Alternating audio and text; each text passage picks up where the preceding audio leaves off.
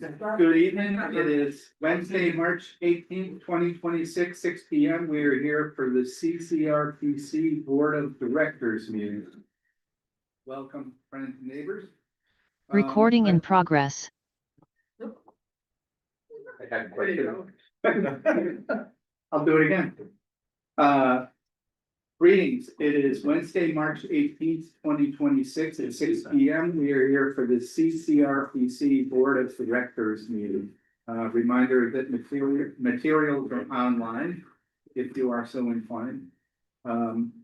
Tonight's sort of unusual in that we're doing an in-person meeting with hybrid participation. We've been mostly virtual in recent years. We've started recording, calling us to order. Let me ask if there are any changes to the agenda. Hearing none, I'm going to suggest one.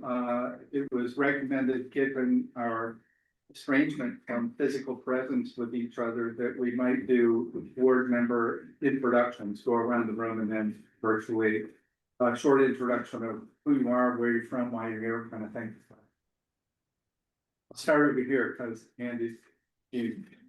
Thanks, Andy. I guess I'm the Mike O'Brien from Williamsburg. I'm Chris Shaw from South Burlington. Joe Segali from Huntington. John Kingston from Heinsberg. Jeff Carr from Shelburne. And Charlie Baker on the staff. Art Hill from Richmond. Jackie Murphy, Colchester. Garrett Mock, Buell Score. Scott McCormick, Essex Junction. Ethan Lawrence from Essex County. I'm Andy Montrose from Burlington. Thank you. That's in the room. And maybe do member introductions online. I can't read very well, so maybe just do random Hollywood squares. Jump in, please. Thank you. Ben Bornstein from Town of Westford. Erin Peterson, Williston. Laura Crane, Jericho. Miles Wade, Conservation Environment Member. Matthew Orencio, V-Trans. Boy, that worked better than I expected. Other members who were participating virtually, if you want to introduce yourself. You don't mean board members, you mean staff. Yeah. Okay. Hi, everybody. Forrest Cohen, staff. Trudy, Namubiru staff. Kim Smith, Okay. staff. And Kyle? Kyle? Yeah. Sure, Kyle Fonners with CBIZ. We're the Commission's third-party independent audit firm. Thank you. And briefly, people on the edge of the room. Taylor first. Oh, yeah. Taylor Newton, Planning Program Manager or Director, excuse me. You both in person or on? I'm online too, so I'm gonna share my screen later. Brian Davis, Planning Staff. Hi everyone, Emma Vaughn, Communications Manager, also in person and online, sorry. Hi, Kate McCarthy on staff. Benny Churchill, staff, transportation people. Melanie Neal, staff, GIS and IT manager. Christine Ford, transportation planner. Excellent. And who did we miss? Dana Dana from Sherlock. Thank you, Dan. And someone just came in on the iPhone. Are you able to introduce yourself? Or just did introductions around the table? Was that someone here? I'm gonna put my phone away in case we'll. Apparently not. We'll move on then. Reminder about group expectations. And I'm sure we'll post something in the chat as a reminder. And then also public comment period for items not on tonight's agenda. Are there any public comments for items not on the agenda? I'm not hearing or seeing anything. Let's move on to item 3. In recent times, we've been doing staff introductions to people in each one of our board meetings.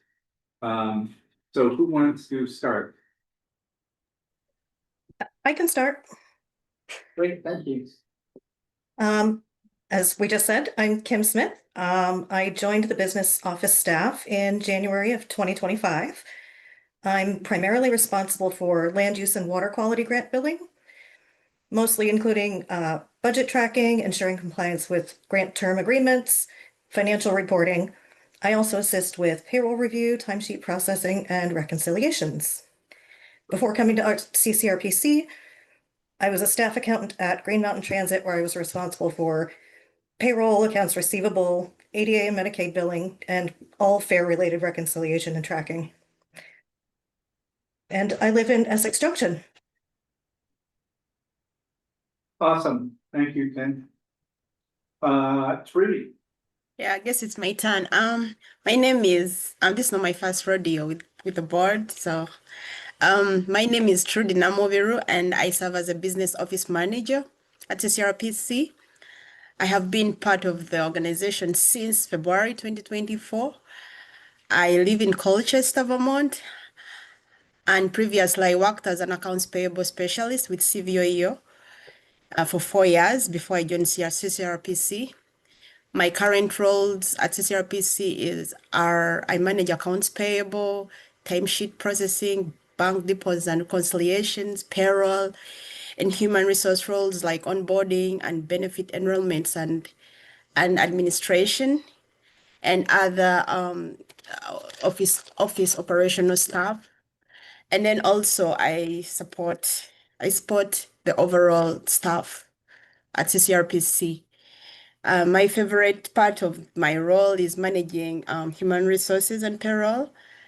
I find it incredibly rewarding to support staff in these areas, especially knowing that timely and accurate compensation contributes to their satisfaction and their overall well-being. So that's who I am. Excellent, thank you, Trudy. Yeah. Any comments or questions for our staff who profiled themselves today? Not seeing anything. Move on to tip amendments. These are framed as minor tip amendments. Yeah, and here, if anybody has questions on them, I'll just give a brief on what these are. The first one is exit 16, which, as you know, is under construction. This is not making any, it's actually reducing the cost, but it's moving between funding sources. Adjournment has limited funds and various pots of money, so this is just shifting from one to another. The second one is some maintenance work on the bridge, the I-9 bridge over the Richmond River. So it's what did I wrote down? Bridge joints, membranes, pavement, and that's gonna happen this summer. And that's what they trying to refers to as an emergent need, since they came up that this is a critical maintenance project that's coming up. Third and fourth ones are just a couple of grants that Burlington has for church streets, side streets, and also like the downtown area. And this is also just adjusting the funds that weren't spent last year are being advanced into this year. It's not a substantive change of the project, it's just moving money around a little bit. And that's it. Thank you. Hey, Christine. Question. Yeah, sorry.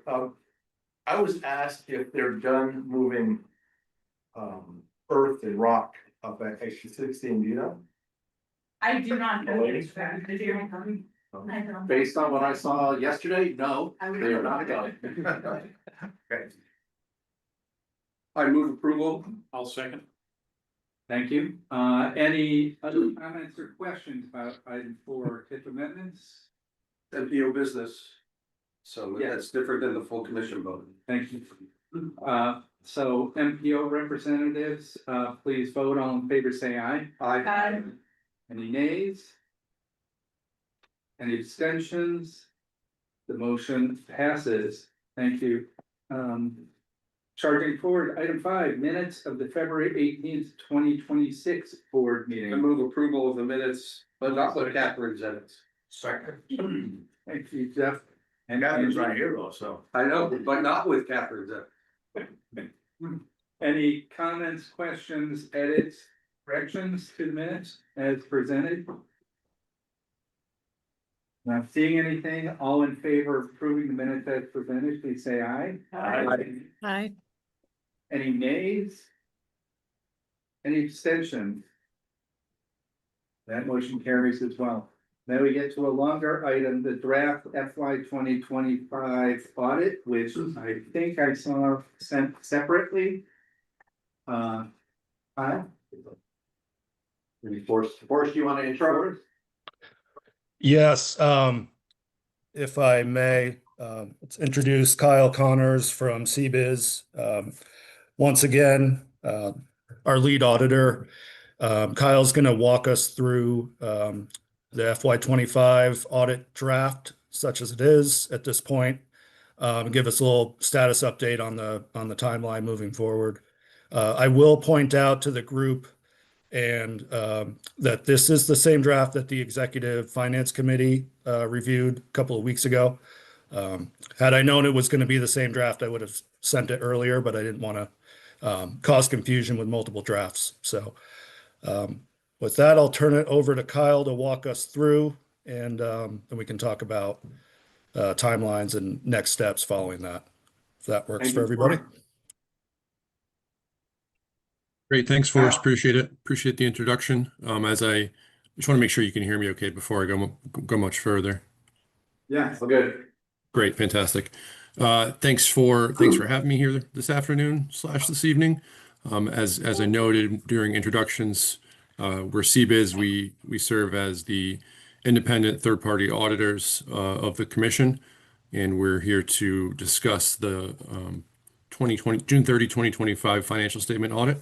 So I think, Charlie, you gave me the opportunity to share screen, and I just want to walk you through some of the areas that I think are going to be the most important to you.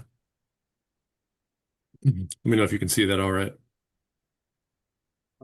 We can see it, it's a little small.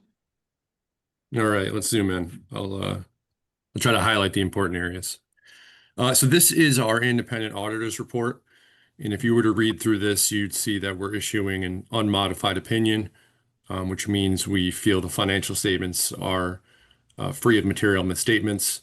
The source information that we received from the commission really resulted in minimal journal entries. And hopefully what that means is the information you're getting on a month-to-month basis from Forrest and Charlie is accurate and usable and helpful for you guys. So we're issuing a clean opinion for fiscal 25. Overall, you can see that the activity compared to fiscal 24 was quite a bit higher. It was just a result of more projects that occurred in fiscal 25 compared to the year prior. Ultimately, the commission had what's considered operating income, meaning your operating revenue was slightly above your operating expenses by $115,000. But when you factor in interest expense and your pension plan, similar to 2024, you more or less broke even, which, in my discussions with the commission is kind of the point, not to run too much of a profit or a loss, and use that money that you're receiving on your projects and on your administrative costs to, get pretty close to breaking even. If you were to look at what's probably the most important or most pertinent schedule in the financial statements, your budget versus actual, what you budgeted for expenses and revenue versus what actually occurred, you'd see in most instances your operating expenses were consistent with the budget, with the exception of your consultants and your contract services. And then, similarly on the revenue side, the grant income and project income that you recognized was consistently lower than what your budget was. So, all your admin costs, everything was pretty much in line with what you expected. The only thing that wasn't was your projects, and the revenue and the expenses offset each other. So that's everything else was pretty consistent. Looking at your cash flow, decreased a little bit, 176,000. It's really just due to timing of when certain receivables came in and when payables went out. So Nothing too alarming, but always important to discuss your cash position at year end.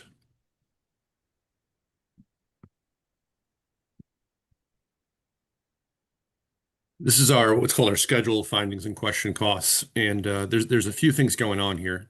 Certainly from a financial statement standpoint, if you were to look at the balance sheet and income statement, where a portion of our audit is allocated towards making sure the financial statements are presented appropriately. But there's two other areas of our audit, what we call the planning portion and the single audit.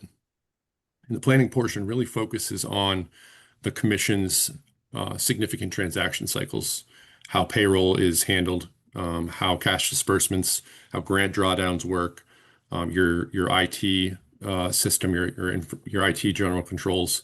And so we spend a great deal of time documenting what those controls are and then walking through those controls in order to determine if there are weaknesses or anything to bring to your attention that could be a segregation of duties issue.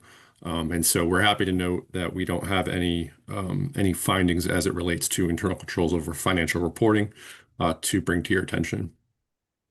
And then the single audit piece, as Forrest had noted in the memo that he sent out, the commission spends more than $750,000 annually in federal funding. And so we're required to select major programs and test them for making sure that the funds are spent on allowable costs and eligible uses, making sure that any required matching, whether local or state, is allocated to those federal dollars appropriately, making sure any reporting to the state or to the federal government is done appropriately. We selected the Highway Planning and Construction Program, which is your largest, and the National Infrastructure Investments Program, which is your RAISE program. And we tested those both as part of the single audit. And I'm happy to note that we don't have any non-compliance to bring to your attention as well. And with that, I'm certainly happy to answer any questions that you might have. Yeah. Mr. Chair, I have two questions and one observation. My first question is, and I don't know if it's, I don't know, it's probably for Kyle. Sure. Kyle, is there every year or every other year, we learn from the powers to be for these kinds of audits that there's an issue du jour that they focus in on? Was there any issue du jour this year that the commission ought to know about in terms of what the powers to be about audits wanted you to focus on? Yeah, so there's two, one this year and one next year, and I'll be happy to give you a little bit of detail on those. The one this year was GASB 101, which is compensated absences, and it was essentially saying, certain people have accrued sick time and accrued vacation time, and if an individual is at year end has a certain amount of sick time that they're gonna lose at the end of December. If they don't use it, you've got to record that liability. And so I went into detail with Forrest on that, and we kind of talked about whether or not 101 was going to have an impact on the commission, and it really didn't. All of the vacation and sick accruals from the prior year had already accounted for GASB 101, which for an entity of the commission size makes a lot of sense. So that's one that we focused on for 2025. It didn't have a material impact, or really any. And then next year is going to be 103, which is going to change the structure of the commission's management discussion and analysis to a degree. And so I'll work with you, Forrest, on that. And then when the time comes, I'll be happy to walk you through what those changes end up being. Thank you. You have two more? Question number two, and then an observation. Question number two is, and I don't know, Kyle, if it's for you or Forrest. Did we discover anything in terms of concern about our indirect rate? And whether or not we feel like in the next year or two that we might be overcompensating or being undercompensated, and it might whips our overhead rate, our indirect rate with VTran in any direction, one way or the other? I think that's more of a me question. Kyle, I don't know if you want to stop sharing the document or not. So the FY 25 actual indirect rate experience that we had turned out to be a little bit lower than the indirect rate that we used for the year. So we overestimate a little bit. Partly that was due to sort of going through the first year of some extended leaves, et cetera. And also we had some concerns last mid-year that we were looking really negative. So we overcompensated a little bit. So that ended up with a over reimbursement of about $67,000 that will result in a slight penalty for FY 27. Looks like a few percentage points.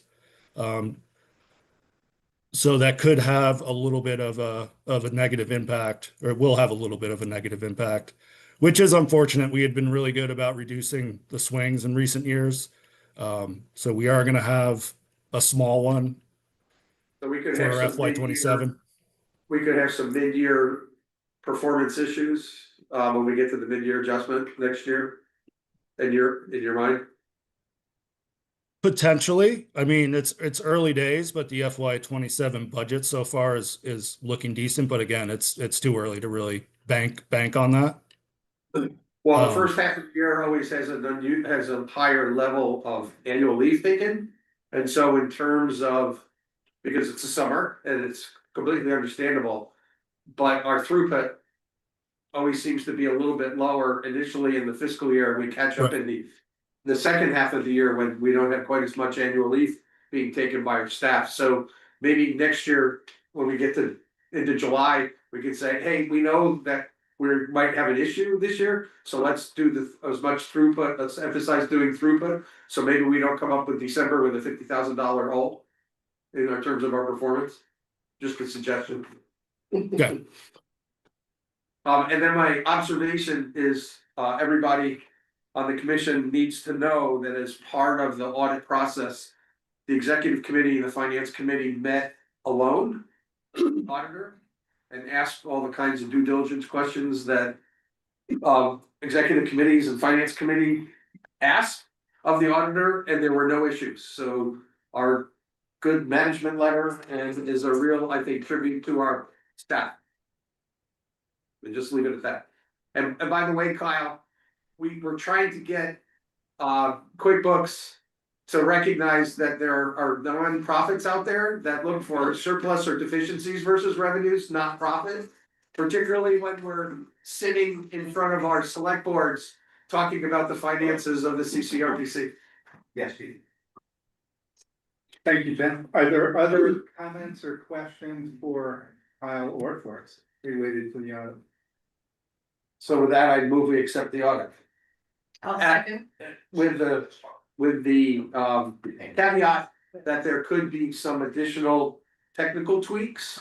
And that we authorize the executive committee to accept those, but bring it back to the full commission. If there's anything significant in the opinion of the executive. Thank you. Second. I will second, yeah, I will. All right, I like his revisions. thank you. Any other comments, questions? Yes. Just a couple comments. On page 39, referencing direct and indirect costs. It references fiscal year 2023, so that may be a typo. Are you able to bring up that page? Yep, Yeah, I can. Yep. That's a good point. Part of what's going on there is that the FY 25 rate is based on FY 23 audited numbers. But we do want to make sure we're presenting that in a way that isn't negotiating for fiscal. Yeah, I think we just got the wrong page in there. Charlie brought that up last time too. So we need to, before we have the final draft, Kyle, make sure to swap that out, because what I just said about FY 25 being based on 23 is true, but you should be looking at negotiated indirect rate used for fiscal year 25. So apologies. That's Yeah, no exactly problem. the clarifying edit that is in the motion. Technical clarifying edit that's in the motion. Yeah, thank you for it. I didn't realize that that's how that how that worked. And the only other comment I have, is there a reason, that there's, 8, almost 9 month delay between the fiscal year end and then the sign off on the audit? Yeah, I mean, this year it came down to just kind of the business office or myself being overwhelmed with the variety of responsibilities that I had. So it took a bit more time to get Kyle and his team everything they needed to complete the audit.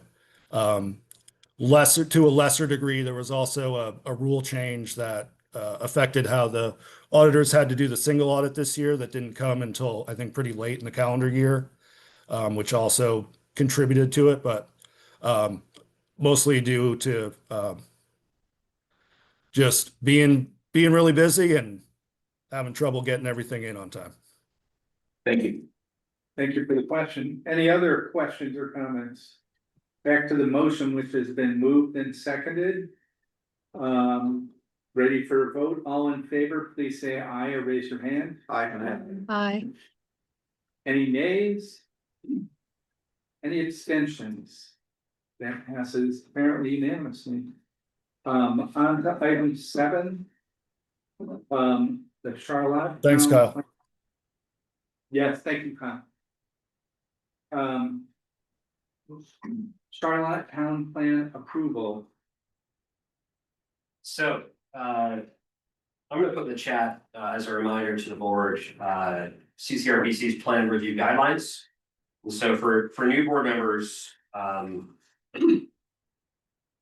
one of the powers CCRBC has is to grant regional approval and confirmation of a municipality's planning process, to the municipality, as well as provide them the affirmative determination of energy compliance. They have an enhanced energy plan that applies with our plan, the state statute. So what we're doing tonight is essentially taking the work of PAC, our planning advisory committee, which has held a public hearing on the municipal plan, their process, their energy plans. Found that those municipal projects have been done in conformance with our regional plan and state statute. And we're essentially confirming that and passing a resolution. And that's all laid out in the plan review guidelines I put in the chat. Any questions for new board members about what we're doing? Okay, just wanted to make sure we're all on the same page. So it should be relatively straightforward. As I said, PAC, our planning advisory committee, which is composed of the planning directors in Chittenden County. They held a public hearing on both of these municipal plans, Charlotte and Richmond. They found that those plans conform with the regional plan. They found that the plans conform with statute. They found that the municipalities that conducted a planning process conform with statute. And they found that their enhanced energy plans at the municipal level conform with our regional plan and state statute.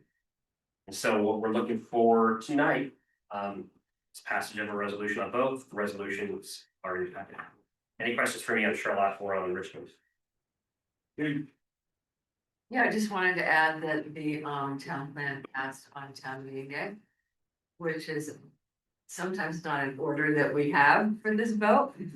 That's true. We try to make that the order, but I don't know. Right. Second. All right, thank you. The moved and seconded for the Charlotte Town Plan approval. As described by Taylor. Any other comments or questions? Is the motion two-part? We can do two motions separate, yeah. One is to approve the plan and the other is to approve the planning process, right? I believe, I don't know, Charlie, what's, let me go look at that packet. What do we do? I was thinking more of Charlotte and Richmond. One second. Yeah, that's what. Yeah, it's all in one motion per town. Yeah, there we go. Yep, one per town. The recommendation includes all the 3 things we're approving for that one town. So approving the plan, the planning process and energy compliance for Charlotte inclusively. Yep. Any other comments, questions? Seeing none, all in favor? Aye. Any nays? Aye. Any abstentions? Seeing none, that passes. Item 8, comparable Richmond Town Plan approval confirmation planning process and determination of energy compliance. I'll move that one too. I'll second, although we should work you over. Yeah. Thank you for your motion and your comment. Any other discussions or questions, comments on the Richmond Town Plan? I have some that I will not share. Also passed a ballot on town meeting day. That's right. Any other questions or comments? Hearing none, all in favor, please say aye or raise your hand. Aye. Any nays, any abstentions? Did I miss a hand up somewhere? I don't know, while just voting yes. Thank you. Wait. All right, Sugar. Sorry, Benjamin, did you have a comment, question? Yeah, I just wanted to make sure that on the previous vote, I was voting aye. I was just a little slow and my finger a bit too big and I hit the wrong button. I muted myself instead of saying, I said aye, but I'm sure you didn't hear me. So that's 2 ayes or aye for the last 2 resolutions. Thank you. We got it, thank you. moving from item 8, that item 9, the Ecos Plan update. This is more substantive discussion. So this is discussion in advance of your meeting in April, where we're gonna ask you to warn your second public hearing for May 2026, and hopefully in May we'll adopt a plan. So we wanted to provide you with an update tonight about where we've been since you last saw the plan in January, had your first public hearing. So we'll talk a little bit about process, then we'll do some summarization of the text edits we've made to the plan since your public hearing. We'll talk about map changes, and then we'll have any discussion that the board wants to have about the plan. A lot on this slide, but just as a reminder, especially for new board members, we've been working on this project for a long time. We want the full review of past work. It's in the September board meeting presentation. But since September, in October, we decided to submit the plan to the Land Use Review Board for pre-application review. Alert is a new entity that now has authority over our original plans. So it's the first time we entered into this pre-application review process with Alert. That resulted in a public meeting, in their issuance of a memo to us in December that provided us with some guidance on how we need to change our plan in our future land use map to comply with statute. Our board held our first public hearing in January, that pretty well. And since January, what we've been doing is we've been working with our long range planning committee here at CCRPC. That committee is composed of a few board members from our planning advisory committee, transportation advisory committee, and water advisory committee, our community engagement advisory committee. And we've also been working with our municipalities to address the LERB's comments and public comments. Even since our meeting in February, actually, we held 2 meetings with the Land Use Review Board in early March that were really fruitful and really beneficial to staff in trying to get clarity specifically on the map. And we'll talk about that in a second. We've also met with 4 municipal planning commissions where we had larger questions about the map and how to both meet municipal goals and comply with state statute. And then we've done a lot of coordination in the background with municipal staff, and I've got those municipalities listed here. If your municipality is not listed here, we have not substantially changed the map between the October version and now. So it's really been focused in those 8 municipalities listed. Any questions on where we are in the process? So here's where we're headed with the process. I gave you a preview before. We're gonna talk about edits that have been made tonight. We'll have final discussion in April. We'll warn our second public hearing in April. Hold that hearing in May and hopefully adopt the plan that night. And then we take that original plan and we bring it to the Land Use Review Board in June. They hold a public hearing and hopefully approve our plan. And there also is this process for the Public Service Department. They hold jurisdiction over the enhanced energy plan part of our regional plan, and they issue another determination there.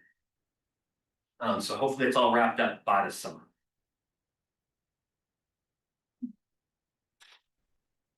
We're going to give you a summary of text changes. In your packet, you have a link to a track changes version of the plan if you want to get into details. We're just going to stay high level for right now. The alert cited a need to do 3 big text changes. One was that this planning goal about career and technical education opportunities. We had to provide some more information about what those opportunities are here in Chittenden County. Basic update, no big deal. State Planning Goal 5, this deals with scenic, historic, and scenic, recreational, and historic resources. We substantially rewrote that chapter. Our approach was pretty bare bones the first time around. The second time around was we did just a better job of cataloging what those resources are here in the county. Talking about who regulates in terms of municipalities, who regulates scenic resources, where are the historic districts within Chittenden County. What are the recreational resources within Chittenden County? And we've added a map as well to show those resources. State Planning Goal 6. We added text to a few chapters in the regional plan to better explain existing natural resources within the county. Again, and conserved land. Again, it's really just providing data, providing information, no policy changes here at all. It was just about demonstrating those statutory rules. I'm going to stop. And Kate, do you have anything to add here in terms of text edits? Yeah, what I would just add is that if you haven't read the state planning goals lately, they're quite detailed. And so the Land Use Review Board's review of our plan brought to light some things that needed to be included that hadn't been previously. And so in that way, it was helpful to enrich our plan. Again, it didn't change our policies. It helped us be more precise and more comprehensive at the same time about these areas. Any text or any questions on alert or required edits?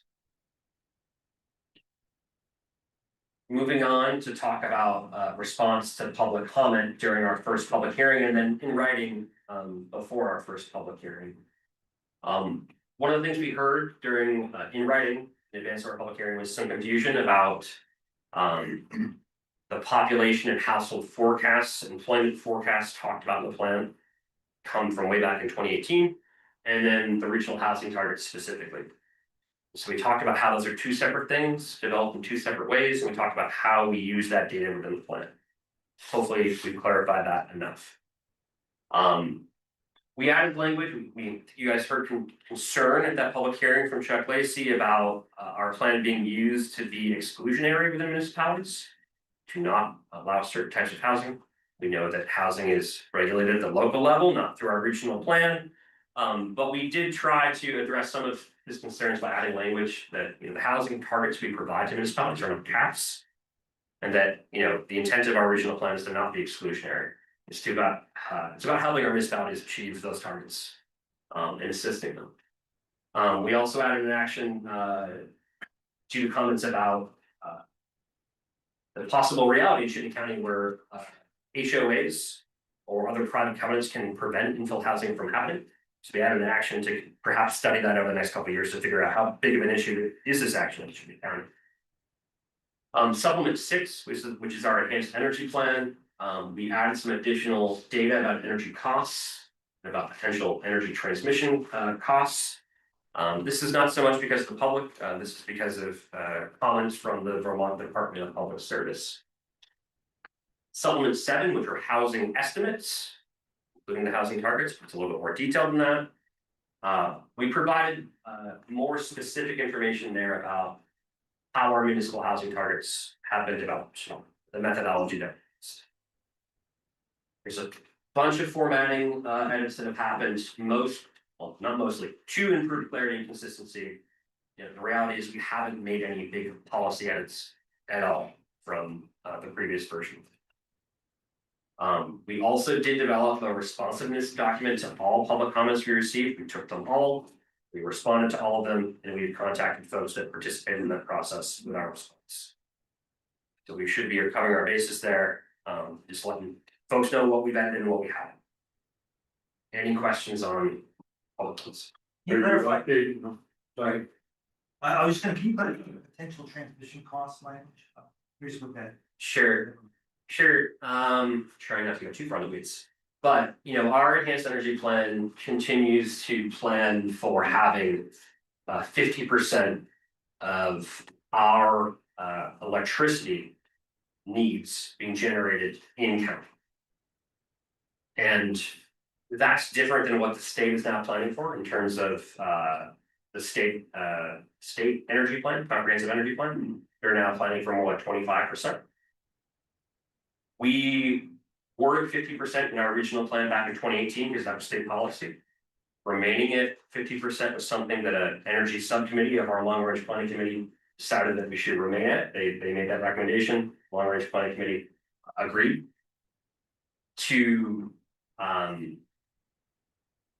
even with doing that, having that level of generation here, there still is going to be a need to have additional transmission infrastructure to just move the electrons around because of renewable generation not being base load power, right? And so what the Department of Public Service wanted to have cited here was potential transmission costs within the Chittenden County geography that are identified in the Velco Long Range Transmission Plan. Velco's identified at least 3 or 4 projects in Chittenden County that will be necessary in order to achieve the state's energy goals. So it's really about studying that other study and what the potential costs would be. So this is, if I can paraphrase, it's about including the impact from transmission systems, not just the cost related. Yeah. Things you said are obvious, right? If you have 50% in one area, so that 50% comes from somewhere else. Yes. Usage goes up on average, so you need to pay for lines. Yes. So this is more about how transmission impacts the plan, not necessarily specific. Yeah, and to the extent that we know specific costs, we have linked them as identified by Velco. Because Velco does have cost estimates for these different projects. Thank you. I just was wondering whether you're updating the energy costs daily or hourly. Best available here. That's an excellent point. Other questions or comments for Taylor? All right, hearing none on text, we're gonna go to map changes. So I'm gonna summarize map changes. I'd like to show you some map changes actually on the map, provided we have enough time and provided that's what the board wants. To summarize, board members may remember that the Shelburne Road corridors and the Wilton Road corridor were areas where the local leader was asking for more information or telling us part of our map can comply with statute. I'm very happy to report that we've worked through those issues with alert in both geographies. In the Shelburne Road corridor, couple things have happened. One, the village center mapped in South Burlington around Fayette Drive has been enlarged to be a larger geography to incorporate the neighborhoods around it. The alert felt like that true mix of uses by incorporating, let's say, the Orchard neighborhood or Szymanski Park or Farrell Park better met the statutory intent of a center. So we've made that change in cooperation with South Burlington. We also got rid of a center that was disconnected up on Farrell Drive or Farrell Street to the north. The remainder of the Shelburne Road corridor pretty much remains unchanged, except for way down at the bottom, this village center in Shelburne, on Shelburne Road between Holcrest Road and Lakeview Road, or at that intersection. That center became planned growth area. Pretty comparable benefits instead of state designation, and also in terms of Act 250 jurisdictional relief. So we feel pretty good about that in cooperation with the town. But what we're looking at is from a little bit south of Fayette Drive, about IDX Drive, all the way down to Heartworks on Shelburne Road, kind of north of the traditional village in Shelburne Road. All that area is going to be planned growth area. It's all served by water and wastewater along the corridor. Spear Street we'll talk about in a second on Shelburne or in Shelburne, but along the corridor, and that's what our municipality wanted. We got to that positive resolution. Shelburne, Wilson Road corridor. So Wilson and South Burlington. I think we're in a pretty good place with both municipalities. Geography is a little bit hard to just talk about, But what's happened in both those areas is we actually have a split between enterprise areas, areas where we really want to see industrial uses, and areas that are planned growth areas, where we have a mix of uses over a larger geography. So South Burlington, north of Interstate 89, south of the airport, that will be planned growth area. The area south, Meadowlands Industrial Park, will enterprise. In Williston, we have some zoning districts and local planning areas on Brownell Road that are mixed use. Those areas will remain planned growth area. Those really industrial areas off of Industrial Avenue, for example, are going to be enterprise. The municipalities are okay with this change, so we split it along logical lines in cooperation with the municipalities needed. We have several revisions to centers throughout the region. One revision is in Burlington. There we had mapped our historic downtown, and then a separate downtown center in the south end where the city's planning substantial redevelopment. Following the alerts breadcrumbs a little bit, in consultation with the Burlington Planning Commission, we've actually combined those two into one center. This actually benefits the city. We won't get into why, but it really benefits the city. And so this combined center really follows the planning areas along Pine Street to connect those two areas. Again, we're using local planning to make regional decisions. In Colchester, we had two village centers. We have several. We have a lot of village centers actually, but we had two the Lord wanted more information about. The one around the town office, and then one on West Lake Shore, kind of by Dick Maz's general store. Both pretty small. One didn't really have civic uses like it's supposed to. One didn't really have commercial uses like it's supposed to. What do we do? So what we did is we expanded the West Lake Shore Village Center to move towards Bayside Park, the new Colchester Community Center, include that geography. The LERB is fine with that change. Colchester staff is fine with that change. It also very much aligns with Colchester's planning area they have in the bay. So again, we're using municipal planning to make this regional decision. Remove centers. These are centers that the LERB found did not conform to state statute for X, Y, or Z reason. I'm happy to talk about one if you want. We talked about the one at Farrell Street in South Burlington and Burlington going away. Cambering Rise, not enough mixed uses. The Village Center and Town Office, not enough commercial uses. Essex Downtown Center, and that was the one kind of around Essex Experience, not enough civic uses there. And then our Shelburne Village Center at Shelburne Road, Hillcrest, Lakeview, again, not enough civic uses there. That's a lot. Where the centers disappeared though, Taylor, we were able to keep those in either planned growth or village areas, so they're still getting the benefits of active facility, et cetera. Yes, so we're going to planned growth area or village area if that place doesn't have water. I was just gonna comment that there's actually an expansion to the Essex Town Village. Oh, yeah, the Town Village Center did actually get bigger. The LERB encouraged us to do that. Yep, you're right. Yep. That center got bigger. The South Burlington one at Fayette got bigger. Okay, I'm looking at you. Any other village centers get bigger? They asked us to make Winooski bigger, and Winooski wasn't quite there. Talk to Revy. I know. We'll talk about why after. As I said, that's the interesting part about the Essex one was the downtown was small and had nothing, so we weren't eligible for funding for different uses of the village center. And then when we expanded the village center that had basically the library and Memorial Hall, and it opened up a whole book for us because of the size of it, where it was, and inside of the town, we were putting our town funding. So that's something I remembered from when. Yep. And I want to talk about the centers too that went away and what we're potentially going to do about that. And not this slide, the next slide. A couple other quick map changes. In Essex, at Saxon Hill, the northern part of Saxon Hill, we changed that from planned growth area to enterprise. That was a conversation with the planning commission, thinking that was more of a strictly industrial area. We felt like that was more consistent regionally too, with similar areas. So that's a change that we made. Shelburne. It's confusing to explain, kind of Spear Street on the west side, kind of the northeast part of your wastewater service area, we had to map out as transition. And I can show you on the map that we mapped that transition, there were the alerts making us map out as transition because of the lack of bike ped connectivity to a center. And when we look, we don't have any bike ped infrastructure there. That's really why. Richmond, they dinged us on a very, very small part, kind of east of the village on Cochrane Road, asked us to make that transition. Again, no bike ped infrastructure. It's a little disconnected from the village.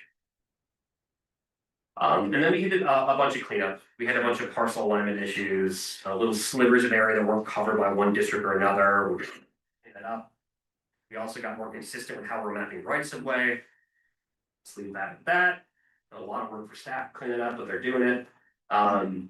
Then Vermont conservation design. In our rural conservation areas, those areas are a mix of natural resources and areas that are actually conserved. One of the natural resources used is the Vermont conservation design interior highest priority blocks and connectivity highest priority blocks. That data set has a bunch of little small specks in it. And they're clearly errors where it clearly is forced. And so those very, very small errors, we've just made them not rural general, but we made them rural conservation. It makes the map look a little bit smoother. We haven't taken like house sites out that are rural general.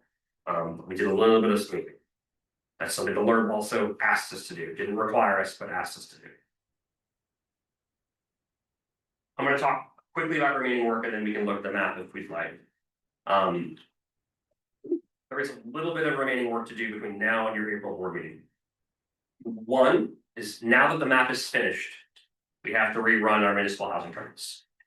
That is because our municipalities that are a mix urban and rural, I can name them for you if you'd like, not our cities, not our rural towns, the ones in the middle. Their target is based on the map. So now that we have map geography finalized, we're going to rerun the targets real quick. We do not expect those targets, we're doing this tomorrow, we do not expect the targets to substantially change. If they do, we're going to go talk to PAC. We'll settle the issue before it comes back to you. I don't expect that to happen. There are also 3 municipalities that need to adopt their plans and then come to you for approval in April. Before we can map plan growth areas and village areas in those municipalities, because that's a state requirement. Those municipal plan adoptions locally are on target. And so it should be smooth sailing in April. Our PAC has already reviewed those plans, found they conform with state statute. So we should be good. Just a troubling timing issue that Charlie and I or others are trying to fix in the state statute. The last thing I want to mention is that post EcoSplan adoption, our staff would like to go back and talk with municipalities that didn't get exactly what they wanted. And provide them with an after action report. We essentially say, I'll pick on Shelburne and Jeff because it's it's easy, but like with that transition area off Spear, we can kind of say, here's what the Alert told us, here's statutory requirements. We're going to get Shelburne to plan growth area here. Here are the things we got to do for the next 2 years, maybe, or 5 years, however long it takes to municipality. So that we won't do this for every municipality, but the ones, kind of our core towns, we're probably going to have to do this kind of report with, or we think it's vital to do it. And it'll be good to talk back at you so you know what our plans are. Yeah. As to why the village center probably wasn't the best outcome based on what we're planning to do. And so we have to have the map catch up with what the town wants to do. The thing I missed from here is that Shelburne Museum did end up in the village center, just so you know. It did. Yeah. It did, you got it. Good. And I'll say with this. It's insane that it wasn't there to begin with, but I understand the reason why the Alert did it, because access to Shelburne Museum is an admission thing. You have to pay an admission fee, except if you're living Shelburne the first Friday of the month in the summer, you can go for nothing. What I want to say with Shelburne Museum and even some of the South Burlington discussion in Tech Park is that Alert members said out loud, if this is really important to the municipality, we want to support. Like they heard you know, what were really important issues locally, and they've tried to be as flexible as they can. And we also, when we met with RDC staff, said, we want it, but it's not something to fall on the sword for. Yeah. And there was a couple of those and they were reflected in the results. Do folks want to take a look at the map? Grab around, okay, I think briefly, yeah. drive around. All right. So many, need to stop sharing that screen.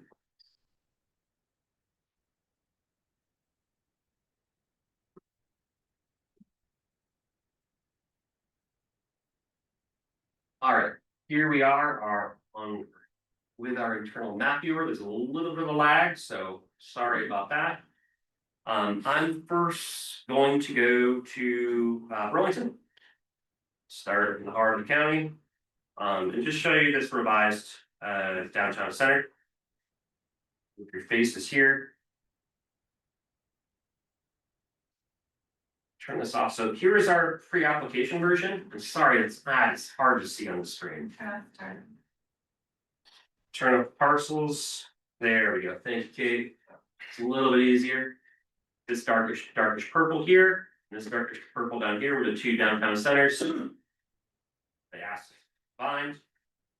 So here we are now with two combined, or with a combined center. And the bar street. And the bar street. Right in the middle. Good place for it, Andy. We've been for a couple of years. Just don't go down more than 3 feet and you're fine. It's pretty active all around. Here we are in South Burlington, Shelburne, along that Shelburne Road corridor. As you can see, we have this centered up here, kind of north of the 189 interchange, the one south. We had mapped a center here that goes away.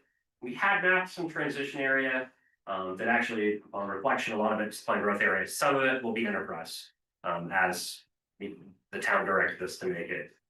Well, it's infrastructure and it's zoned. Yep. For industrial. Yep. Shelburne, you know, is allowing a lot of density here as of the new bylaws that were passed in January. So here's the revision. We have the centers going away, a much larger village center. And this is, not to get too far ahead of ourselves, but South Burlington has requested in the UPWP for FY27 doing a master plan in this area. Have they gotten away from just super compact village centers? Yes, yes, expansive. Yeah.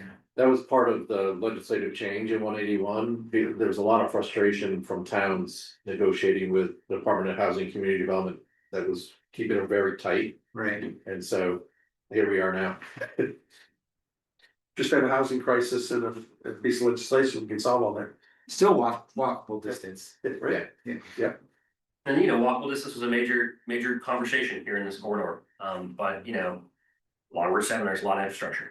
There's a lot of sidewalks, bike paths, bike lanes. And then we've got our transition area here off Spear, no bike paths over there or other areas. Or sidewalk infrastructure. We've got Shelburne Museum in Jeff. Let's move over to the Wilson Road corridor.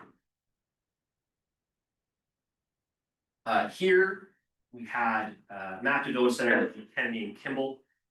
Again, no civic assets, the LURB said that does not comply, that went away.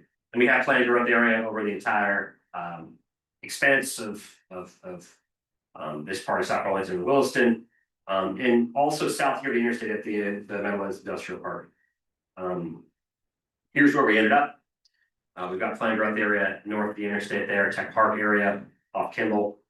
We've gone enterprise here south the interstate, enterprise along Industrial Ave, Williston, part of the area off Shunpike, Brownell, South Brownell. And then you've retained planned growth area in those areas that definitely have a lot of residential uses here on South Brownell and North Brownell that are really part of the neighborhood town. Let's do Colchester. 6. We can go west, you're right there.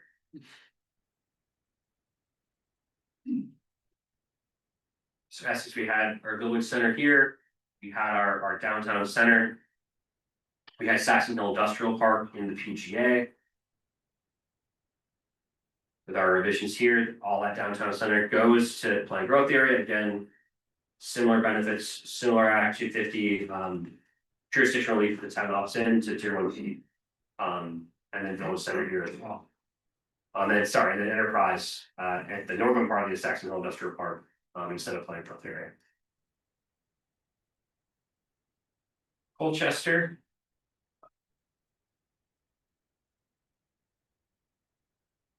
Here are those two centers, one kind of over by, again, Dick Mass store, there's a Pier Bay, and one over at the town offices. Again, not enough, mixed use in both places. And so what we've done instead is to actually enlarging this one to include more of those civic assets. In the eastern and commercial assets, the eastern part of that mapped area. While we're here, Jackie, just so you know, we did have to change village area at on the tip of Marble Island. The rural general, again, walkability issues there. And then same thing with this area off 2A, kind of east of the traditional village center. No bike ped infrastructure when transitions to the village area, just so you know. Again, ran that through staff, they know. Milton, no changes. Westford, no changes. Essex Junction, no changes. No changes. Winooski. Jericho, Underhill, Bolton, no changes. See a little bit of a map there. I gotta fix that with Melanie. Actually, right. Oops, sorry, I'm in the wrong spot. That's not it. Now we're in the south part of Richmond Village, off Cocker Road. It was all planned growth area. This part here is disconnected, no infrastructure, sidewalk infrastructure, or like that. On transition. This area here is in the floodplain. We brought that into rural conservation.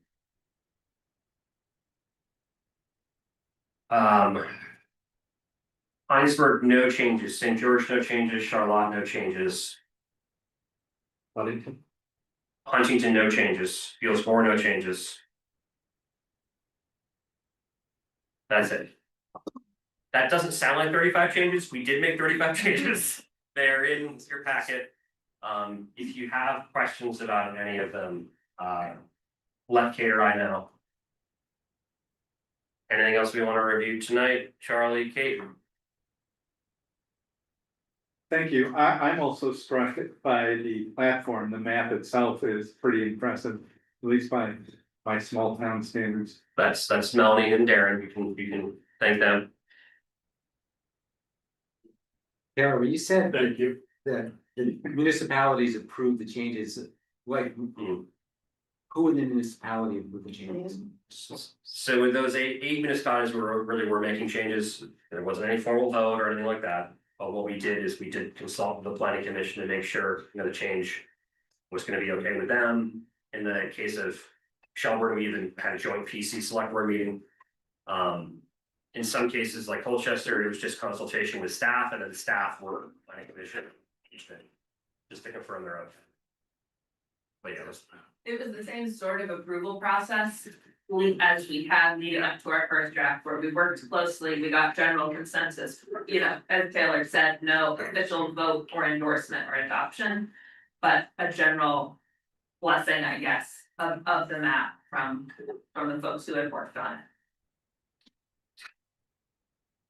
it. Okay, thanks so much. Thank you. Any final comments, questions? Just one, is that map to make sense of them? you guys have it in your meeting packet. There is a link. I can put it in the chat right now. We haven't released it for the general. We have a separate public facing map viewer. Scott, our intent is to, once you folks warn your second public hearing, we're gonna put that information up on that public facing map viewer and push it out. But yeah, I can put the link to our internal map viewer. Please just don't share it outside the shop if possible. Thank you. Thank you. Anything else on Ecos plan? Seeing nothing, moving on to 10. Thank you, Mr. Chair. So this first, we've had an advertisement out for unfortunately replacing a lane which can't be done, but we will try. Well, that's included dog too. Well, this is TBD. Yeah. I'm not sure now it's sleeping. I don't know. Right back. Yeah, yeah. So we got 10 applicants and started reviewing them this week. And got a group, and thank you, Jackie, for volunteering to represent the board in reviewing those applicants. Thanks, Chris, for volunteering. So yeah, we'll be interviewing probably in early April, and I'm hoping, I don't know if it'll be by your board meeting in April, but certainly by the end of April, I'm hoping that we have a decision. Somewhat, somewhere, so yeah, stay tuned on that. Acceptance. Yeah, then, yeah, we did get, it's kind of maybe split from, almost half and half Vermonters versus out of state folks. Yeah. So we'll see, yeah, obviously someone's, coming from out of state, that'll take a little bit longer, but we're trying to make a decision early enough to be able to, have the person transition out of whatever they're in and be here, hopefully sometime in June to have a few weeks of, overlap with the landing, so, yeah, any questions? Or make her stay for a little while longer. She doesn't seem that open to that. Any questions on it? But, so stay tuned, there will, be some significant transition here. I think you got an email about a EV charger solicitation. I'm looking at Emma to confirm that, so hopefully you got an email. I think I would send out to all the board members, just a heads up that there was an opportunity out there available. UPWP FY 27. This has been a little bit, maybe one of the most challenging years we've had in terms of, we had almost, I think, a 500,000 to 600,000 potential gap between available funding and the request we got. So we're kind of working through that process right now. It will do a few different tactics to get it to balance. We may, I think we're going to phase a couple larger projects. Like Cal mentioned, that South Burlington, Shelburne Road master planning effort. We'll probably split that over 2 fiscal years. It's a big project. And there's a couple other projects like that we can split, so we can kind of make a promise for FY 28 money. So we'll see how that works out. And then we're also still waiting to hear back from Federal Highway on a couple eligibility questions. And then, I think we'll probably do a little bit of trimming on projects that we normally do, just making sure that the scope is actually kind of matching the budget and vice versa. So those reduce and we may, in particular, the partners. And when I refer to partners, I'm talking about local motion. Maybe GMT might be a little bit different character, but also kind of a partner. CATMA. Car Share Vermont, thank you, and Net Zero Vermont. We may ask them, kind of take a bit of a trim to make it all fit, but we're also looking for maybe there's some extra resources that we have available that are under some couch cushions, so we're digging there right now. So anyway, just stay tuned. The UPWP committee, which Jackie chairs, and I can't remember if any of you were on that also. Maybe a couple of you are on that also. I think your meeting is March 30th. And so we'll, next week be getting you kind of the first draft of the whole work program for you to take a look at. And that's typically the last meeting of the UPWP committee. They recommend it to the board then. And so the board will take a look at it. You'll have it in front of you at your April meeting also. And then that comes up for action in May. Any questions on the work program? Or Lady Andrew, you want that? Okay. Just wondering, I mean, in years past, well, it's been a while since we've had too many projects apply for the monies we had. I mean, I can remember when we've had to do it, but it seems like it's been the last maybe 10 years, we've never had the problem, so. I don't know if it's 10 years, but. No, I think it's 15 or 20. I was trying to come up with time now. It's a function of the end of the golden age of infrastructure on the federal level. So everybody's looking for other sources to try to get some of these projects done.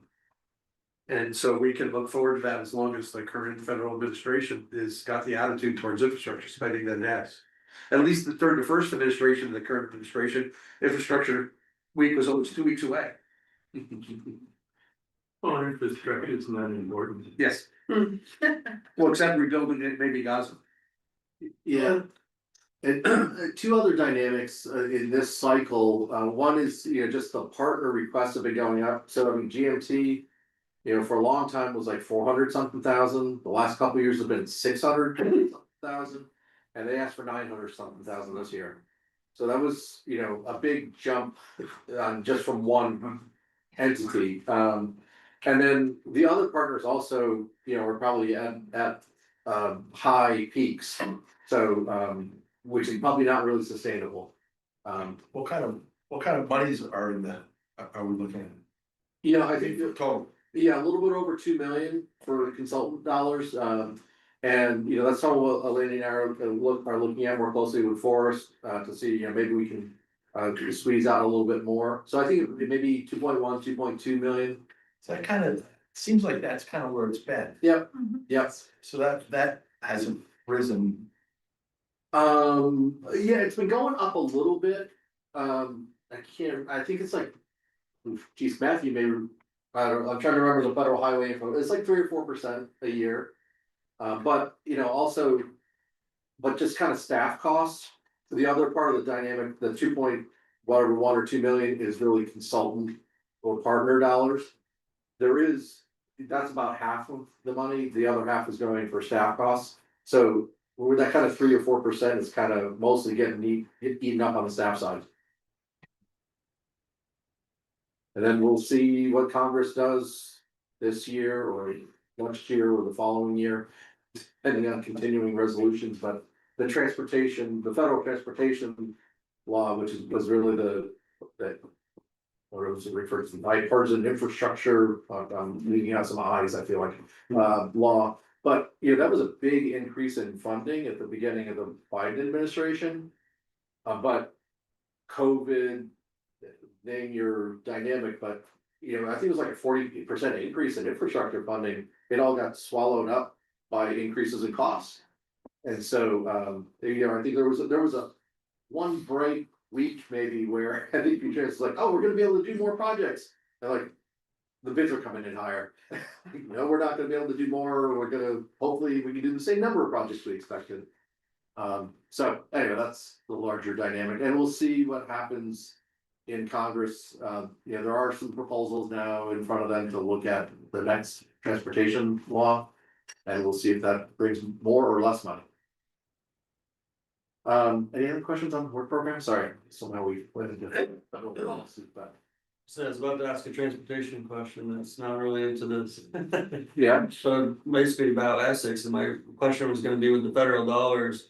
Well, there's two parts to my question. The first part is, GMT also came to us and asked for substantially more money, and they promised us that they're most likely canceling their service in June anyway, but they still want us to subscribe. So besides that, one of the biggest concerns that I feel that we're facing in Essex and now gonna be in Chittenden County in the coming future with the uncertainty of GMT and the federal dollars.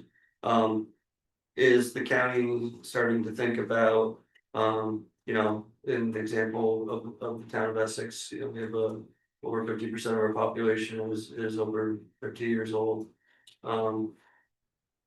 Is there any planning going forward to senior transportation on a county level, as far as filling with SSTA because of the 3 mile to a bus stop, serviced by SSTA through GMT with federal money, and I don't know what the big picture is on that. I don't think anybody's good question, but it's something that came to my mind when we started talking about it. So Yeah, that is an issue, and actually, Colchester actually submitted a project this year to kind of look a little bit at that bigger picture for older persons and those with disabilities.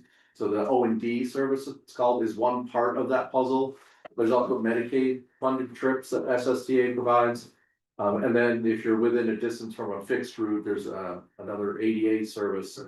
So there's kind of 3 services, 3 funding sources that provide different, that provide funding to SSTA to provide different trips. Yeah, I think there is a big part of the future that is more focused on that. I'm misunderstanding, if that's medical only. It's pretty med. For medical. Yeah, Correct. pretty much, yeah. SSTA is more than, not to shortfall what you said, but SSTA is more than medical as far as transportation in Essex. Yeah, I think that's that right. the concern was that non-medical transportation was non-existent anymore, but Essex is unique and does have a senior van during the week. But, we're trying to wondering, are we building a senior bus program in Essex, or is, the county gonna work on something outside of the medical field, unfortunately? It really is a good issue. Honestly, it's a frustrating issue because there's like these different funding channels that have restrictions and they don't play well together. So, it'd be nice if they kind of took down some of the barriers and made it more flexible funding so that we could just do what's needed. Yeah, and I think individual, what we call O&D partners, have made some, sorry, I'm looking at Colchester because a lot of the conversations. For me to, I'll reach out. But don't reach out to us because No. we've been told, those who are currently being transported to work will no longer be transported after July 1st. Groceries. Groceries, So, like, and what's happening is DOT, That's what I it's understand. terrible. they just don't have the money to pay for all of the trips, because you're right, demand is going up. And so there were a lot more different housing facilities, Yeah. especially in Essex and Colchester and Milton and. Yeah, and there were a lot more trip purposes allowed in that program, and GMT is, just really cutting back. GMT is gonna be out of that business come July 1. And they're turning it over to So, RCT, which is a transit provider who's out of like St. J, kind of does service for the north. And they're also doing, Franklin County and Grand Isle, and so that's gonna be a change, and stay tuned. Don't have the answers yet, but that is an evolving. Yeah, it just situation. popped in my mind and I said, oh, they're commenting about that, was, I'm sure Andy will give me another chance to come say that. Perfect. Sorry. One thing, when you say canceling the subscription for Essex, does that mean they're not going there anymore? Yeah, their plan is to eliminate, I believe Route 4 is the last, so they only have one route left. In the Wow. town of Essex, so basically it goes up 15, Allen Martin. Down Sand Hill, 117. Believe is. And then back to the. Right, and that's the Route 4, and we had it, or maybe that's the 10. One or the other, but we had 10, 4 and 10, and we lost the other route last year, paid full price. Then this year, and Clayton is a town resident, so the conversation has been, we don't wanna. I've actually tried to convince the board a couple times to, you have to give a year notice, so if we don't give a year notice this year by July 1. We're gonna pay for next year regardless if they serve the town of Essex or not. And So we're is this paying a the trend people. in other towns like Essex? This has already happened right in, Jericho, Underhill, where they removed that has. service Wow, last year. Heinsberg, we got, turned over to Actor, which is the Addison County Transit Service, cheaper than GMT could. So, yeah, the fringe, maybe I should say. outlying. Yeah, the outlining. No fringes. Our biggest problem in Essex is our ridership on that bus route is children to the high school. So our ridership is near minimal in the summertime. 1 or 2 people ride, but then school year we have ridership, but it's keep windows, there's the morning commute to school. Afternoon school home. And then the bus doesn't get ridden, so the cost per pupil, I believe is, or per rider is over $10. As for Burlington or Winooski, your ride is around $1 per rider. how's the ridership in So the Dover? cost is, I understand, but it's. Yeah, Clayton is super awesome to have these conversations as far as like. what the true numbers are and how it all works, and he's been more than open and honest with it, and it's really unfortunate, and I feel for, you know, the decisions that were made, but after the fire the other night and what's going on with GMT with the electric buses and the $5 million that was lost there. Is electric busing and plow trucks part of the Chittenden County plan for the future? That's something else I'd like to talk about some other day, if in a minute, but. Given that we veered off UPWP into public transportation, maybe this is a future agenda item to dive more into the various facets of this, because I suspect we talked for a long time. Huge. Yeah, it is a huge thing, and you know, when I'm talking to Clayton, I think they are consolidating the fixed route service. I think it's gonna be kind of core, you know, Route 7, Route 15, Route 2 services, and then I think the bigger question is there paratransit services that supplements, you know, that is more helpful to, you know, everybody that lives off those main corridors. So, yeah, there's this story, and this isn't unique to Vermont. Like, this is happening around the country. Transit systems are struggling. So sorry for the good news. Thank you for that. Well, so one thing I'll say in transition, what I've always heard is the best way to increase ridership on public transportation is to raise the price of gas. Yes. Yeah. Well, they did that. Yeah, well, Not enough yet. Let's hope it doesn't stay this high. It's a very expensive price to save public transit. Yeah. It's going up. It really. And you're never gonna get it out to rural areas where the people are gonna beat it hard. right. Yeah. So You just don't have population density, that's basically what it is. Yeah. always has been, yeah. Legislative update, Taylor made a quick reference, Senate Bill 325, got voted out of Senate Natural Resources last week. This is a bill that is updating Act 181. And so, you know, you probably have seen some media coverage about reaction to road rule and tier 3. Legislature's trying to find a path through and keeping both parties at the table. They managed to do that in that committee. It was voted out 5-0. 3 Dems and 2 Republicans voted for it. The Republicans voted for it because it pushed the road rule implementation out to the year 2030. 4 years from now.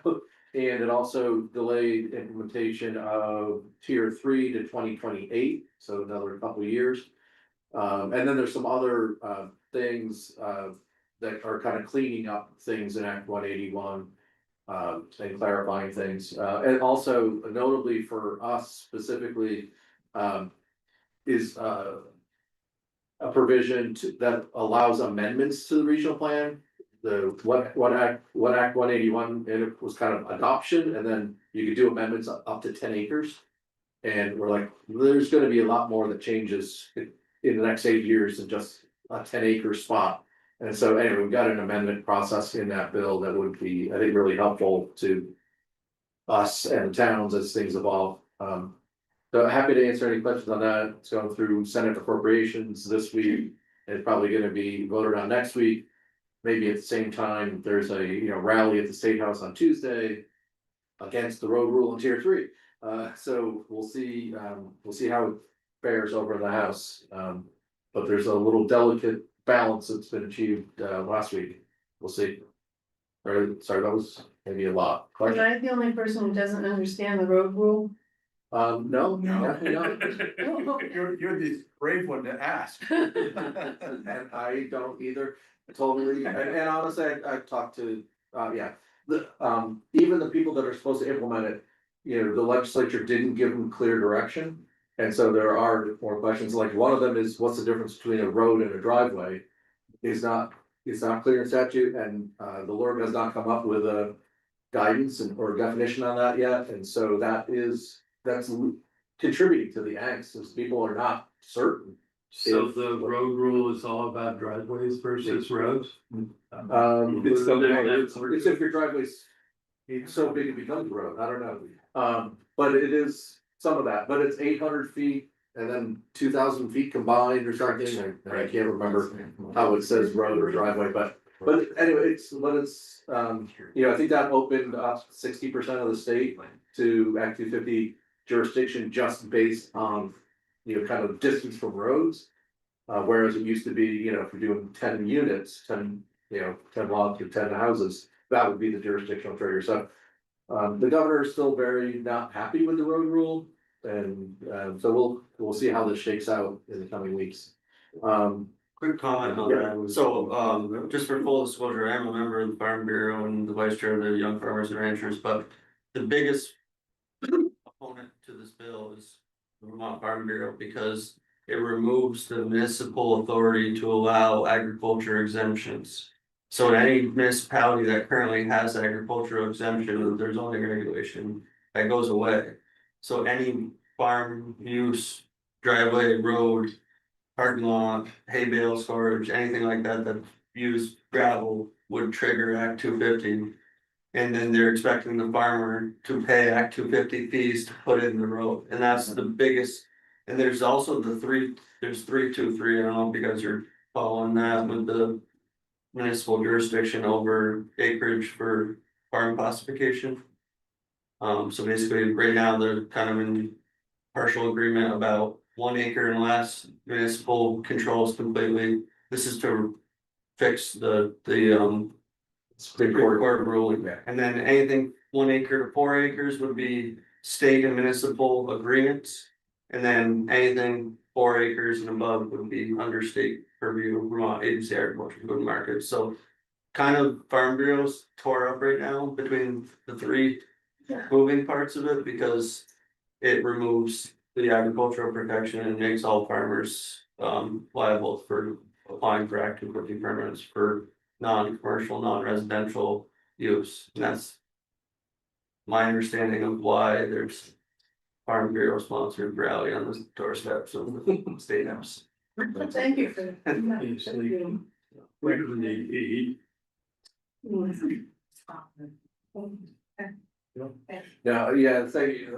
for that. Yeah, glad to hear more about, if you know, that was the conjunction with something more case with the duck and marijuana farmer and Essex Junction, so and it kind of reset municipal or who has jurisdiction over farms. It kind of reset it into a weird place. So the legislature, that's definitely, I know it's a big thing to get that resolved. Because it's not making good progress. Oh, jeez, okay, I'm sorry to hear that. Municipalities, I don't think want to be regulating farms either, but it really did kind of reset that question. The other, there's a housing bill coming out of the Senate, 328, and I mentioned this one just because there's an interesting provision. I don't know if it'll get any media attention about authorizing quadplexes within 2,000 feet of water and sewer service areas. And so I'm not sure where that's going. It came out of the Senate Economic Development that way. Senate Natural is took testimony on today. And probably maybe in the next couple days, I wouldn't be surprised if that changes a little bit, but it's that's an interesting bill provision. There's a lot of other stuff for housing. And then the other bill that at least I'm following more closely is H762, I think the number is, which is the county and regional governance study, and that's just really looking at that just to what they're going to cover in that study. And they're trying to get something done by the end of the calendar year, so I'll definitely have more info for you. That if any of you are coming to the select board meetup at the end of the month, I think we'll probably spend a good chunk of time on that, like looking at what's in that bill to see if does that make sense to select board members of what should be talked about there. That's a reminder for people before this week's out. I want to get that in the hands of that people that sign up for that. Yeah, and I should mention, sorry, I should have had that on this list too. There was an invite that came out from Emma to your select boards, looking for 1 or 2 members to attend a meeting, I think in this room on the 30th of March. So you heard about that, or in city councils too. So Is the invitation still open in our house?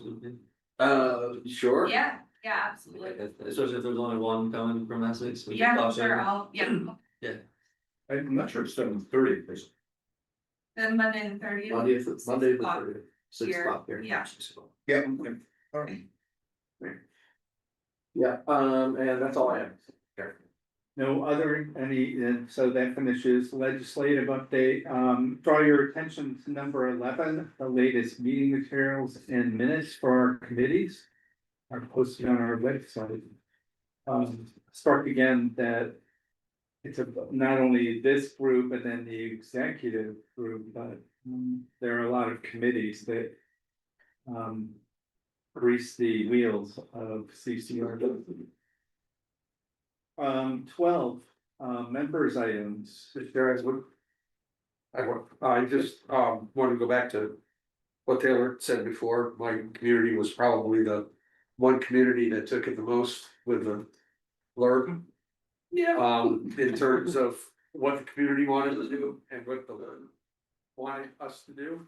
And I just wanted to express the gratitude of my committee to Kate, Taylor, to Charlie for the process that we went through, so we can articulate what our thinking was behind all this. And recognizing, I guess, we as having a state highway going through the middle of our town had the most difficulty in terms of conforming to the language and the process that Kate and Taylor and Charlie put us through, which that not only include the select board and the planning commission, but also our community and economic development committee members, I thought was a really good sound process. And I just wanted the whole board to know that, you know, my community is a lot of things, but not being ungrateful is one of them.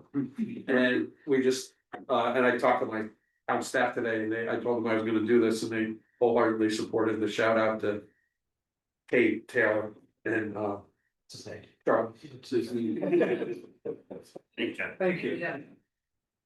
It's a federal highway. Yeah, it is a federal highway. Well, no, is it? I grew up on it in Connecticut. I thought it was a state highway. It is US Route 7, right? And it goes through. Other members items. Thank you for that. Yes. Just FYI, last year, the Vermont Climate Council Subcommittee on Rural Adaptation and Resilience prepared draft guidelines, vetting draft guidelines, a recommendation for draft guidelines to be prepared for integrating climate change into municipal plans and capital plans for municipalities. And they had a call for pilot projects. And Essex Junction was selected as one of the pilot communities for integrating climate change into municipal planning. So RPC is a consultant on that, so this will be integrated into ongoing programs. Awesome, thank you. Any other members items? Move then into 13, the executive director evaluation. I'll introduce this by saying it is mostly the responsibility of the executive committee and the chair. But talk briefly about the process. And so we are, what, about halfway through, third of the way through? I don't know. Yeah, No, that's me. thinking generally. And a twist this year, based on some of the discussions last year, was talk about 3 surveys. So we have the staff survey, which is in the can or almost in the can. And then we talked about a stakeholder survey, and there was a conversation with Jason, our consultant, earlier this week about that. And defining stakeholder and some work on what the survey would consist of. Pretty short. We had one model that I think was 5 questions, maybe 6. The idea is get feedback, and the folks we talked about were, you know, municipal staff, legislators, other folks that Charlie interacts with. And then we also had a third one, which is perhaps somewhat conceptual, about a survey of this board about it's hard sometimes to separate evaluation of Charlie from evaluation of the CCRPC, because it is sort of figurehead. But that's one of the things we talked about, and the elements at least that might help to inform Charlie's annual performance evaluation. So one of the questions for you folks here tonight is whether you think it's some kind of survey, and again, my bias is pretty short. And, 5-10 minutes tops to give some input. Probably a combination of Likert scales of scores for a couple of questions, and then some open-ended kind of questions. Whether you think that's a good idea or not. Discuss amongst yourselves. Martin, in the past, we go in executive session, we have that kind of discussion, so I'm not sure what. A survey of the board would bring in addition to, when we have the executive session and we discuss everything we heard. Fair enough. One of the things that at least I've thought about is what sometimes people say in a group meeting is different from what they say when they write it on a piece of paper, for better or worse. And literally saying things better or worse. So that would be an argument though against it. If there's another option to talk about it in a board meeting, why do a survey? I mean, I don't care. I would prefer to see executive session and discussion myself. You're not talking about eliminating the executive session and over the survey, right? Okay. I think the distinction is that typically it's just been the executive committee. So I think the question is, about soliciting input from the full board member. But we have had the full board meeting in executive session, well, maybe not since we've been virtual, but when we were in person, we did it. We did do that, as I remember. Well, we have one scheduled. See, the executive committee worked closely with the executive director more so than a regular board member. Yeah. So it's kind of like, I understand the reason why it was always in the purview of the executive committee to do the performance evaluation. But the executive committee always asked board members if they had anything that they wanted to communicate to the executive committee. And my feeling is if it ain't broke, why fix it? Fair enough. So be clear in the process that, the executive committee is going to. Cause it was formal review, but there is, I think Mike is right. I always remember that we have a full board. We always had an executive session. We always agree. I've got a great deal on a bridge. What's that? I've got a great deal on a bridge. I was walking really talked about the traffic circle. Yeah. My favorite traffic circle. So it just, I appreciate you wanna be inclusive, but I'm worried that. I don't think you would be exclusive if you asked individual board members to contact you as the chair or whoever else to say if you have anything of significance that you wanna add in terms of your observations of our executive director. You should do that, and actually they do it one-on-one with you, which I think alleviates your concern about how somebody might perform differently in a group than they would one-on-one. Good thought, thank you. All right, so that sort of asks and answers the question about are we interested in a survey in addition to a conversation? Back to process, so we have the staff survey and then stakeholders. The contemplation is folks that aren't part of any executive session. And that's still in sort of play. About what that would look like and who we get it from. We talked about a pilot this year to see if it was useful and how much work it was. To get some short feedback from other stakeholders. And from my perspective, it's similar to sort of a classic 360 evaluation process where you have people who sort of surround the person in a variety of ways for any feedback. So I don't know if you have thoughts on that or not. Are the results of those surveys then shared with the executive committee? Is that how that works?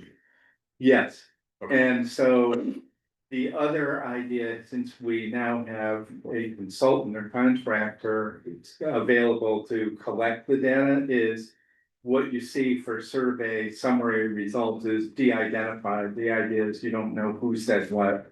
And it becomes sort of a summary. It could be a combination of, quantitative kinds of things. How does somebody do on this scale? And then just open-ended subjective comments. Does that all stay confidential? All the results and. Yeah. Yeah, that was the point of having the third party consultant, so nobody's seeing anything. Yeah.